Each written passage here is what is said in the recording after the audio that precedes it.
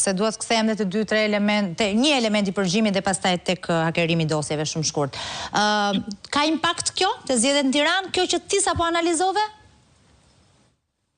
Unë mendoj se ka zero impact, aq sa kishte impact Tajmir Tahiri që mbaj si njeriu i fortë i Tiranës, atëherë Ramës iku Tahiri. Dhe do ketë pasojë. Historia jonë na tregon që sa më shumë bashkëpunëtori futen në burg, aq më shumë vota shton Ramë. Për shkak të frikës dhe presionit?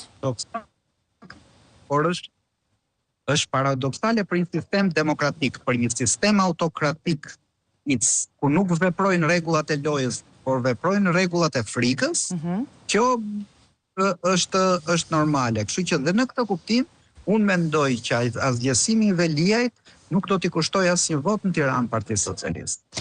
E qartë.